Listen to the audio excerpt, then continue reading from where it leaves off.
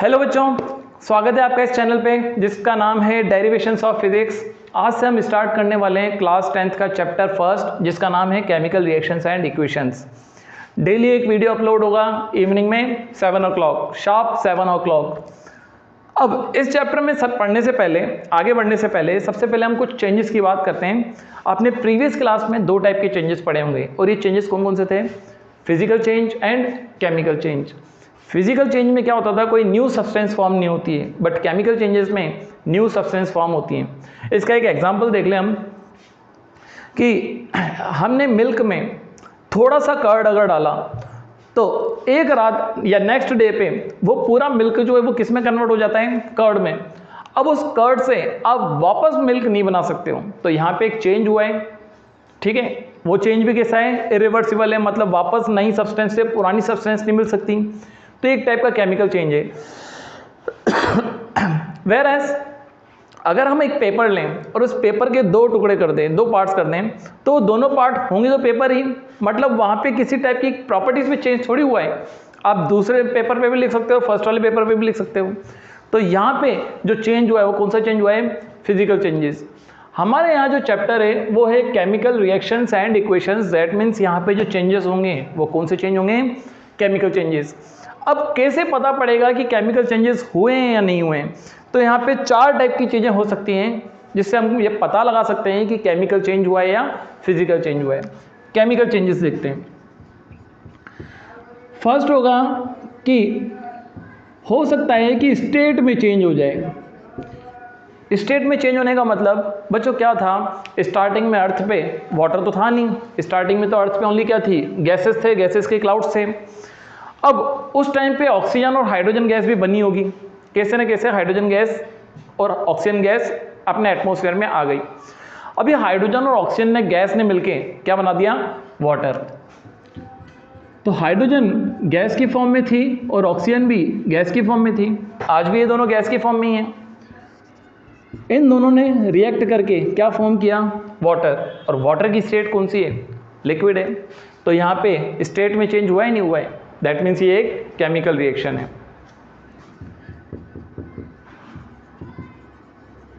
Second हो गया evolution of gas. कोई भी केमिकल चेंज अगर होगा तो वो हो सकता है कि वहाँ पे गैस का इवोल्यूशन हुआ हो। एग्जाम्पल के लिए जब हम ब्रीदिंग करते हैं, जब हम ऑक्सीजन गैस अंदर लेते हैं तो हमारी बॉडी के अंदर ग्लूकोज होता ही है। वो ग्लूकोज ऑक्सीजन के साथ मिलकर के एनर्जी फॉर्म करता है, मतलब एक ऐसी एनर्जी फॉर्म करता है जिसका हम यूज़ करते हैं। साथ में एक गैस और बनाता है CO2, और उस CO2 गैस को हम वापस बॉडी के बाहर निकाल देते हैं। ये हो गया glucose C6H12O6 plus oxygen gas breathing in किया, CO2 बना प्लस वाटर बना प्लस एनर्जी। तो यहाँ पे गैस फॉर्म हुई है, और गैस फॉर्म हुई है तो हम बोल सकते हैं कि यहाँ पे कौन सी रिएक्शन हुई है या कौन सा चेंज हुआ है? केमिकल चेंज हुआ है। थर्ड होगा चेंज इन कलर। क्या होता है? जब भी केमिकल चेंज होगा तो वहाँ पे पॉसिबिलिटी है कि कलर में भी क्या हो? चेंजेस हो। आपने छोटी क्लासेस में पढ़ा होगा कि जब कॉपर सल्फेट के सॉल्यूशन में आयरन नेल्स डालते हैं तो सॉल्यूशन का कलर जो है वो ब्लू से ग्रीन हो जाता है, जो कि किसका एग्जांपल है? चेंज इन कलर का। कॉपर सल्फेट के सॉल्यूशन में आयरन नेल्स डालिए हूँ तो आयरन सल्फेट बनता है प्लस कॉपर आता है, और इसका कलर जो होता है वो कैसा होता है? ग्रीन। इसका कलर कैसा होता है? ब्लू। तो कलर में चेंज हुआ है, इसका मतलब केमिकल चेंज है। और लास्ट होगा चेंज इन टेम्परेचर। कोई भी केमिकल रिएक्शन अगर होगी तो वहाँ पे पॉसिबिलिटी है कि टेम्परेचर में चेंज हुआ हो। इसका एग्जांपल लेते हैं। क्विक लाइम एक सब्सटेंस होती है जिसको नॉर्मली हम चूना बोलते हैं, सूखा चूना। अब इस चूने को या फिर क्विक लाइम को अगर वाटर के अंदर डालें तो वहाँ पे बहुत ज़्यादा अमाउंट में क्या निकलती है? हीट निकलती है। और उस हीट निकलने के कारण जो मिक्सचर होता है उस मिक्सचर का टेम्परेचर क्या हो जाता है? इंक्रीज हो जाता है। टेम्परेचर इंक्रीज होने का मतलब कौन सा चेंज हुआ है? केमिकल चेंज हुआ है। तो यहाँ पे 4 टाइप के चेंजेस होते हैं अगर कोई भी केमिकल चेंज होता है। कौन कौन सा? Evolution of gas, change in state, evolution of gas, change in colour, change in temperature. ये 4 टाइप के चेंजेस पॉसिबल हैं। अब यहाँ पे नेक्स्ट टॉपिक हम देखें कि किसी भी केमिकल रिएक्शंस को जब लिखते हैं तो कैसे लिखा जाएगा। केमिकल रिएक्शन होगा क्या? जब भी 2 या 2 से ज़्यादा प्रोडक्ट मिलकर के एक नई सब्सटेंस फॉर्म करेंगे तो वहाँ पे कुछ चीज़ें पार्टिसिपेट करेंगी। जो चीज़ें पार्टिसिपेट करती हैं उनको बोलते हैं रिएक्टेंट्स। ये रिएक्टेंट्स मिलकर के एक न्यू सब्सटेंस फॉर्म करते हैं और ये जो न्यू सब्सटेंस फॉर्म होती है इसको हम क्या बोलते हैं? प्रोडक्ट। एक एग्जांपल लेते हैं। एग्जांपल हो गया मैग्नीशियम प्लस ऑक्सीजन। मैग्नीशियम और ऑक्सीजन मिलकर के मैग्नीशियम ऑक्साइड फॉर्म करती हैं। ठीक है, अब ये कैसे पता पड़ा कि मैग्नीशियम ऑक्साइड ही फॉर्म होगा? तो आपने 9th क्लास में पढ़ा होगा कि मैग्नीशियम की वैलेंसी कितनी होती है? 2। ऑक्सीजन की वैलेंसी कितनी होती है? 2। दोनों जगह नंबर सेम है, कितना बचेगा? 1 1 बचेगा। तो फॉर्मूला क्या हो गया? MgO। तो 9th क्लास में आपने इस टाइप से फॉर्मूले क्रिएट किए और सिंबल्स भी पढ़े थे। बच्चों ये पूरा तो हो गया केमिकल रिएक्शन, मतलब कि मैग्नीशियम ने ऑक्सीजन के साथ मिलकर के इस रिएक्टेंट के साथ मिलकर एक नया प्रोडक्ट फॉर्म किया है। ये पूरी तो हो गई केमिकल रिएक्शन। अब इस केमिकल रिएक्शन में हमने जो जो रिएक्टेंट्स यूज़ किए हैं उनको इस टाइप से लिखा है, इस टाइप से लिखा है। तो ये हो गई केमिकल इक्वेशन। प्रेजेंट करना, थियोरेटिकली देना केमिकल रिएक्शन और उनको प्रेजेंट करना केमिकल इक्वेशन। अब यहाँ पे मैग्नीशियम और ऑक्सीजन तो फिर भी बहुत छोटे छोटे नाम हैं। सपोज करो कि एक नाम आ जाए बेरियम क्लोराइड, एक नाम आ जाए पोटेशियम पर मैग्नेट। तो इतने बड़े बड़े नाम अगर हम लिखते जाएं और 10 रिएक्शंस हमको लिखने के लिए आ जाएं तो हमारा टाइम तो उनको लिखने में ही पूरा जाएगा। हम क्या करेंगे, इन सारों को सिंबल्स की फॉर्म में लिखेंगे। सिंबल्स की फॉर्म में कैसे? मैग्नीशियम मेटल है जो कि फ्री स्टेट में मिलता है, Mg। ऑक्सीजन कभी भी मोनोएटमिक नहीं होती, ये हमेशा डायएटमिक होती है और हमेशा 2 के ग्रुप में मिलती है। ये हो गई ऑक्सीजन गैस। और यहाँ पे बनेगा मैग्नीशियम ऑक्साइड। मैग्नीशियम ऑक्साइड का फॉर्मूला मैंने आपको पहले ही बनाना सिखा दिया कैसे बना। तो इस पूरे को हम क्या बोलेंगे अब? Chemical equation. केमिकल रिएक्शन क्या होती है? 2 रिएक्टेंट्स मिलकर के जब तीसरा प्रोडक्ट फॉर्म करता है, इसको बताना केमिकल रिएक्शन, और इसको सिंबल्स की फॉर्म में लिखना, सिंबल्स की फॉर्म में रिप्रेजेंट करना, ये होता है केमिकल इक्वेशन। अब मैं आपसे एक क्वेश्चन पूछता हूँ कि एक रेसिंग हो रही है, कोई भी कार रेसिंग हो रही है, बाइक रेसिंग हो रही है। उस बाइक रेसिंग में टोटल 10 पार्टिसिपेंट्स हैं। जब रेसिंग स्टार्ट होगी तो कोई ना कोई एक विनर होगा, सेकंड विनर होगा, थर्ड विनर होगा। अब ये तो पहले ही पता पड़ जाएगा कि first winner, second winner, third winner कौन है। तो क्या जब 4th, 5th, 6th, 7th number वाले होंगे, क्या ये रेसिंग को ही छोड़ देंगे क्या बीच में? नहीं, रेसिंग तो कंप्लीट करेंगे। सिमिलरली केमिकल रिएक्शन में जितने रिएक्टेंट्स पार्टिसिपेट करते हैं, रिएक्शन के बाद भी नंबर ऑफ पार्टिसिपेंट्स उतने ही होते हैं। मतलब कि यहाँ पे अगर 10 रिएक्टेंट्स हैं तो प्रोडक्ट में, जैसे मैग्नीशियम यहाँ पे 10 हैं, तो रिएक्शन के बाद मैग्नीशियम होंगे कितने? 10। अब वो कंपाउंड की फॉर्म में होंगे या फ्री होंगे वो हमको नहीं पता, बट यहाँ मैग्नीशियम अगर 10 थे तो इधर भी मैग्नीशियम क्या होते हैं? 10 ही होंगे। इसको बोलते हैं प्रिंसिपल ऑफ कंपोजिशन। ठीक है, सेम कंपोजिशन 9th क्लास में आता था हमारा। तो यहाँ पे हमको क्या करना पड़ेगा? केमिकल रिएक्शंस या इक्वेशंस की बैलेंसिंग करनी पड़ेगी। अब बैलेंस करने के कुछ रूल्स होते हैं। क्या रूल्स होते हैं पहले तो ये देखते हैं। डायरेक्ट मेथड से भी कर सकते हैं केमिकल रिएक्शंस को बैलेंस, बट सारी रिएक्शंस डायरेक्ट मेथड से बैलेंस्ड नहीं हो सकती। ठीक है, या फिर उसके लिए आपको बहुत ज़्यादा एक्सपीरियंस होना चाहिए उसमें। एक रिएक्शन लेते हैं, जिंक प्लस H2SO4। अब जिंक और H2SO4 मिलकर के क्या फॉर्म करेंगे हम इस चैप्टर में देखने वाले हैं आगे चल के। अभी तो मैं आपको बता रहा हूँ कि यहाँ पे बनेगा क्या। यहाँ बनेगा ZnSO4 plus hydrogen gas. Zinc जो होता है उसकी स्टेट जो होती है वो सॉलिड होती है। स्टेट को मेंशन करना जरूरी है। H2SO4 इसको लिक्विड लिख दें, एक्वस लिख दें, या एसिड के नीचे हम कुछ नहीं भी लिखें तो भी कोई प्रॉब्लम नहीं है। हम केमिस्ट्री में एक चैप्टर पढ़ेंगे एसिड बेस सॉल्ट, हम वहाँ पे ये देखेंगे कि जो एसिड्स होते हैं वो ड्राई फॉर्म में एसिडिक बिहेवियर शो नहीं करते हैं। हमेशा सॉल्यूशन जब पानी में उनको मिलाते हैं तभी जाकर के वो एसिडिक इफेक्ट शो करते हैं। तो ये 100% है कि H2SO4 अगर है, एसिड है, दैट मीन्स उसको पानी में मिला रखा है। तो यहाँ पे आप स्टेट ना लिखो तो कोई प्रॉब्लम नहीं है। ZnSO4 ये एक्वस फॉर्म में होगा और हाइड्रोजन जो होती है वो हमेशा गैस फॉर्म में होती है। अब यहाँ Zn कितना था, Zn 1 है, यहाँ पे Zn कितना है, 1 है, यहाँ हाइड्रोजन कितने हैं, 2, यहाँ हाइड्रोजन कितने हैं, 2, सल्फर 1, सल्फर 1, ऑक्सीजन 4, ऑक्सीजन 4। तो ये रिएक्शन तो पूरी बैलेंस्ड है, बट क्या हो कि कोई रिएक्शन अगर बैलेंस्ड नहीं हो वो भी देख लेते हैं। Fe आयरन, ऑक्सीजन, Fe और ऑक्सीजन मतलब आयरन और ऑक्सीजन ने मिलकर के फॉर्म किया Fe2O3। आयरन ऑक्साइड भी फॉर्म कर सकते हैं, मतलब फेरस ऑक्साइड भी कर सकते हैं, फेरिक ऑक्साइड भी कर सकते हैं। हमने जो फॉर्मूला बनाया है वो किसका बनाया है, फेरिक ऑक्साइड का। यहाँ पे आयरन कितने हैं, 1, बट यहाँ पे कितने हो गए, 2। बच्चों ऐसा थोड़ी होगा कि पार्टिसिपेट ओनली एक ही आयरन ने किया है और प्रोडक्ट में 2 आयरन आ जाएंगे। यहाँ पे भी 100% कितने आयरन रहे होंगे, 2 आयरन रहे होंगे। 2 आयरन रहे होंगे तभी तो यहाँ पे आके 2 फॉर्म हुए।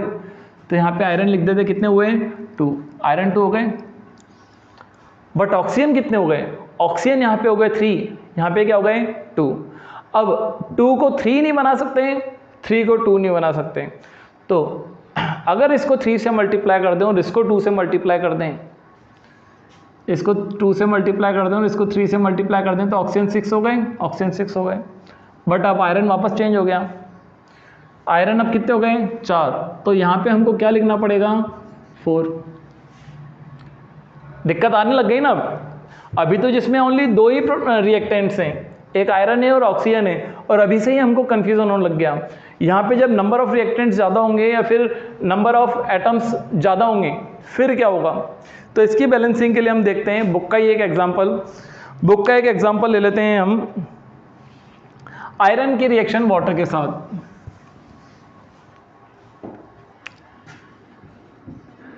Fe प्लस H2O ये फॉर्म करेंगे Fe3O4 plus hydrogen gas, 1 3 1 4 2 2, same नहीं है। तो बैलेंस करने के लिए हम एक टेबल फॉर्म करेंगे। इस टेबल में एक कॉलम तो होगा एलिमेंट्स का, इधर लिख देते हैं एलिमेंट्स। एक कॉलम होगा रिएक्टेंट साइड का और एक होगा प्रोडक्ट साइड का। रिएक्टेंट साइड और नेक्स्ट होगा प्रोडक्ट साइड। रिएक्टेंट साइड मतलब कि इस तरफ के एलिमेंट्स लिखेंगे, प्रोडक्ट साइड मतलब कि इस तरफ के एलिमेंट्स लिखेंगे। अब यहाँ पे कौन कौन से एलिमेंट्स हैं वो भी देख लेते हैं। आयरन है, हाइड्रोजन है और ऑक्सीजन है। ये 3 टाइप के एलिमेंट्स ही हैं पूरी रिएक्शन में। रिएक्टेंट साइड में आयरन कितने हैं, 1। प्रोडक्ट साइड में आयरन कितने हैं, 3। रिएक्टेंट साइड में हाइड्रोजन 2 हैं। ऑक्सीजन कितने हैं, इस तरफ तो हैं ओनली 1 और इस तरफ कितने हैं, 4।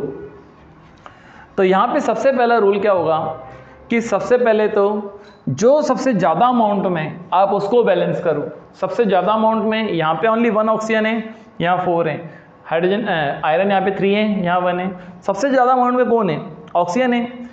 यहाँ ऑक्सीजन 4 है, तो यहाँ पे भी कितने होने चाहिए, 4 ही होने चाहिए। तो हम यहाँ पे 4 से क्या कर देते हैं, मल्टीप्लाई। 4 से मल्टीप्लाई किया तो यहाँ पे भी 4, यहाँ पे भी 4। ऑक्सीजन वाली साइड को, रिएक्टेंट साइड पे जो ऑक्सीजन है उसको 4 से मल्टीप्लाई करना है। बच्चों हमने मल्टीप्लाई तो ओनली ऑक्सीजन को करना चाहा था, बट ऑक्सीजन के साथ हाइड्रोजन है तो हाइड्रोजन भी किससे मल्टीप्लाई हो चुका है, 4 से। अब यहाँ पे हाइड्रोजन कितने हो गए, 8, बट यहाँ पे हाइड्रोजन कितने, ओनली 2। तो इस हाइड्रोजन को वापस बैलेंस करना पड़ेगा, किससे मल्टीप्लाई करके, 4 से मल्टीप्लाई करके, 4 से मल्टीप्लाई कर दिया। जब इस साइड पे हमने 4 से मल्टीप्लाई किया है तो कोई चेंजेस ही नहीं हुए, ओनली हाइड्रोजन ही था। ऑक्सीजन बैलेंस्ड हो गई, हाइड्रोजन बैलेंस्ड हो गई। अब कौन बचा हुआ है, आयरन। आयरन यहाँ पे 3 है, उधर भी कितने होने चाहिए, 3 होने चाहिए। किससे मल्टीप्लाई करें, 3 से मल्टीप्लाई करेंगे, ये रिएक्शन हो गई हमारी बैलेंस्ड। ठीक है, तो इस टाइप से टेबल बना करके हम रिएक्शन को बैलेंस कर सकते हैं। हम एक और एग्जांपल लेते हैं बुक का ही। अभी तो यहाँ पे क्या हो रहा था कि ऑक्सीजन ओनली एक ही जगह पे थी, क्या हो कि इधर भी ऑक्सीजन हो और इधर भी ऑक्सीजन हो, तब किस टाइप से बैलेंस करेंगे उसका एग्जांपल और देख लेते हैं।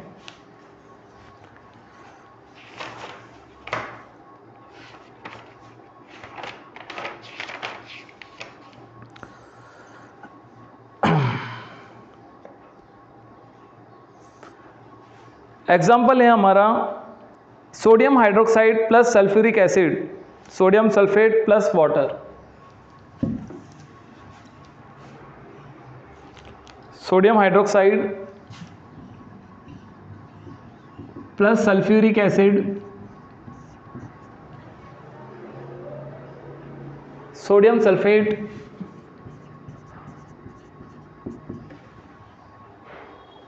Sulphate plus water.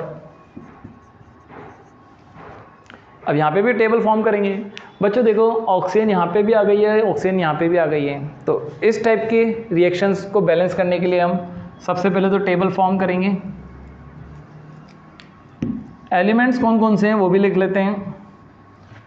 सोडियम है, आयरन को हटाना पड़ेगा। सोडियम है, हाइड्रोजन भी है, ऑक्सीजन भी है, और भी चीज़ें हैं। सल्फर है, कितने एलिमेंट्स हैं, 1 2 3 4 एलिमेंट्स हैं। यहाँ पे भी हमने 4 एलिमेंट्स लिखे हैं, ठीक है। सोडियम लेफ्ट साइड में या फिर रिएक्टेंट साइड पे कितने हैं, 1, प्रोडक्ट साइड में 2। हाइड्रोजन 1 इधर है, 2 इधर है, तो इसको लिखने का तरीका क्या होगा, 1 + 2 इस टाइप से लिखेंगे। यहाँ कैसे लिखेंगे, ओनली 1 साइड पे है, वो भी कितने हैं, 2। ऑक्सीजन 1 इधर है, 4 इधर है, 4 इधर है, 1 इधर है, सॉरी 4 इधर 1 इधर। सल्फर इधर 1 है, इधर 1 है। तो ये सारी चीज़ें हमने लिख दी। अब सबसे ज़्यादा अमाउंट में क्या है, सबसे ज़्यादा अमाउंट में तो बच्चों देखो ऑक्सीजन है, और ये ऑक्सीजन बैलेंस्ड है तो ऑक्सीजन को छेड़ना ही नहीं है। सेकंड नंबर पे कौन है, हाइड्रोजन। हाइड्रोजन यहाँ पे 3 है, हालांकि इसको 1 + 2 करके लिखा है तो टोटल 3, और यहाँ पे कितने हैं, 2। तो दोनों जगह 3 बनाने की कोशिश करें तो 3 तो पॉसिबल ही नहीं है, इसको 3 नहीं बना सकते, ये ऑलरेडी 3 है। 3 के बाद अगला नंबर कौन सा आता है, 4। इसको 4 बना सकते हैं क्या, हाँ बना सकते हैं। कैसे बना सकते हैं, 2 से मल्टीप्लाई करके। और इसको 4 बना सकते हैं क्या, हाँ ओनली इस तरफ 2 से मल्टीप्लाई करके। तो 2 + 2 कितना हो जाएगा, 4। तो मैं इधर के हाइड्रोजन को 2 से मल्टीप्लाई करता हूँ। जब यहाँ पे 2 से मल्टीप्लाई किया है तो कौन कौन मल्टीप्लाई हुआ है वो देखते हैं। सोडियम मल्टीप्लाई हुआ है 2 से, ऑक्सीजन मल्टीप्लाई हुआ है 2 से। कौन सा वाला ऑक्सीजन, ये वाला ऑक्सीजन। और कौन मल्टीप्लाई हुआ है, हाइड्रोजन। ये 3 चीज़ें मल्टीप्लाई हुई। सोडियम कितने हो गए, 2, हाइड्रोजन कितने हो गए, 4, ऑक्सीजन कितने हो गई, 6। जब यहाँ पे हाइड्रोजन को 2 से मल्टीप्लाई किया था तो इधर भी 2 से मल्टीप्लाई करेंगे। हाइड्रोजन कितने हो गए, 4। जब इधर वाले हाइड्रोजन को 2 से मल्टीप्लाई किया है तो ऊपर भी करना पड़ेगा। हाइड्रोजन को बैलेंस करने के चक्कर में ऑक्सीजन से भी मल्टीप्लाई करना पड़ा है। और कौन सी ऑक्सीजन से, इस वाली ऑक्सीजन से। ऑक्सीजन यहाँ पे कितनी हो गई, 4 + 2 6, और यहाँ पे कितनी हो गई, 4 + 2 6। Oxygen balanced, hydrogen balanced, sodium balanced, sulphur balanced. इस टाइप से हम रिएक्शंस को क्या कर सकते हैं, बैलेंस कर सकते हैं। नेक्स्ट टॉपिक जो होगा हमारा वो होगा कि केमिकल रिएक्शंस कितने टाइप की पॉसिबल हैं। ठीक है, आज हम ओनली इसके टाइप्स देखेंगे और नेक्स्ट क्लास में हम ये देखेंगे कि केमिकल रिएक्शंस कैसे फॉर्म होती हैं, कैसे होती हैं। आप जब तक इनकी प्रैक्टिस करना आज कि किसी भी केमिकल रिएक्शन को बैलेंस कैसे करते हैं।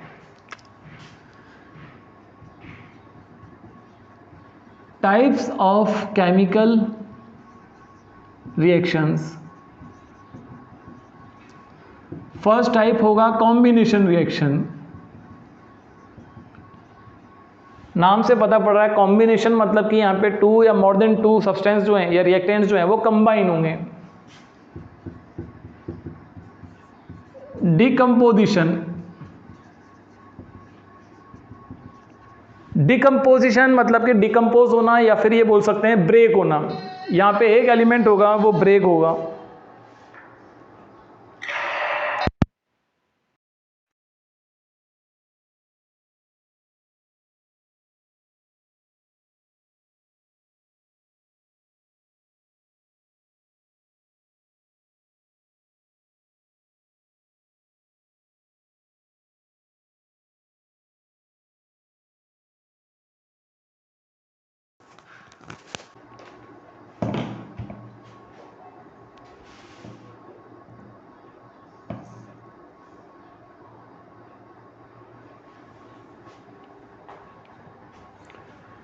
सेकंड कौन सा था, डिकम्पोजिशन।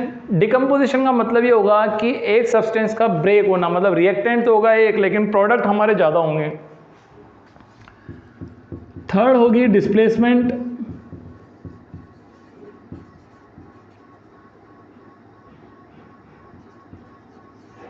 डिस्प्लेसमेंट में क्या होगा, एक सब्सटेंस डिस्प्लेस होगी या फिर ये बोल सकते हैं कि एक एलिमेंट डिस्प्लेस होगा दूसरे एलिमेंट से, एक एटम डिस्प्लेस्ड होगा दूसरे एटम से। डिस्प्लेसमेंट के बाद double displacement,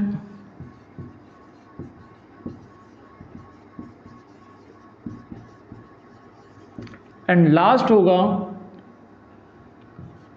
oxidation and reduction. ये 5 टाइप की रिएक्शंस हम इस चैप्टर में देखने वाले हैं। ये पांचों रिएक्शंस अगर हो जाएंगी क्लियर तो हमारा चैप्टर भी पूरा कैसा हो जाएगा, क्लियर। ठीक है बच्चों, आज की क्लास में हम इतना ही करते हैं। नेक्स्ट वीडियो जो होगा वो कल इवनिंग में 7 बजे आ जाएगा। ठीक है, थैंक यू।